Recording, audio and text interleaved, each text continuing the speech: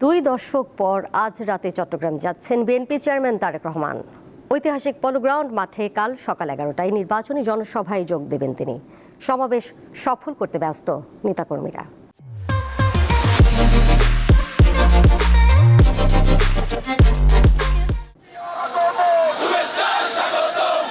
21 বছর পর চট্টগ্রামে তারেক রহমানের সফর ঘিরে নগর জুড়ে উৎসবের আমেজ। উচ্ছ্বসিত দলীয় নেতাকর্মী থেকে শুরু করে সাধারণ সমর্থকরাও। ঐতিহাসিক পলো গ্রাউন্ডে এ সমাবেশ সফল করতে রাত দিন চলছে প্রস্তুতি।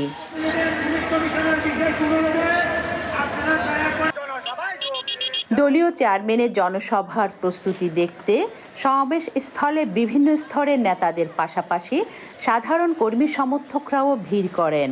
আমি মনে করি মানুষ এই পলো গ্রাউন্ড ময়দানে বিএনপি তো আছে, বিএনপি অঙ্গ সংগঠন তো আছেই, সাধারণ জনসাধারণের উপস্থিতিতে অতীতে যেরকম সকল রেকর্ড ভঙ্গ করেছিল, এবারও আরেকটা নতুন রেকর্ড সৃষ্টি হবে, নতুন ইতিহাস রচিত হবে পলো গ্রাউন্ডের ময়দানে ইনশাআল্লাহ। শুধু আমরা বিএনপি পরিবারের নেতাকর্মীরা না, সমগ্র চট্টগ্রামবাসী আনন্দ উদ্বেলিত। আমরা গভীর আনন্দের সাথে অপেক্ষা করছি এই প্রিয় নেতাকে, বাংলাদেশের আগামী নেতাকে স্বাগত জানানোর জন্য। বিএনপির তরুণ নেতাকর্মীরা জানান, তারেক রহমানের সফর ঘিরে তারা ভীষণ উচ্ছ্বসিত। এটি একটি গণতন্ত্র উত্তরণের সফর। দেশের আগামী দিনের কোন পথে জনগণ যাবে সেটি আগামী 25 তারিখ জনাব তারেক রহমান দিক নির্দেশনা দিবেন বলে আমরা আশা করি। আমরা চট্টগ্রাম মহানগর ছাত্রদল দীর্ঘ 21 বছর পর আমাদের নেতা চট্টগ্রাম মাটিতে পা দিবেন। আমরা আনন্দিত, উৎফুল্ল। 25 তারিখ সারাদিন ঈদের মতন আনন্দ অনুভব করব বীর চট্টলার জনগণ। সমাবেশস্থলে মঞ্চ স্থাপন সহ সার্বিক কার্যক্রম তদারকি করছেন শীর্ষ নেতারা। তারা আশা করেন পলো গ্রাউন্ডের জনসভা জনসমুদ্রে পরিণত হবে।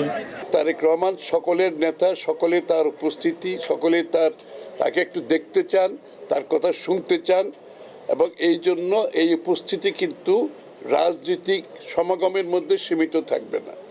চট্টগ্রামের সর্বস্তরের মানুষের এখানে উপস্থিতি হবে আমরা বিশ্বাস করি। তারেক রহমান 2005 সালের 6 মে সবশেষ চট্টগ্রাম সফর করেছিলেন। সে সময় তিনি ছিলেন বিএনপির সিনিয়র যুগ্ম মহাসচিব। রুনা আনসারি, দীপ্ত সংবাদ, চট্টগ্রাম।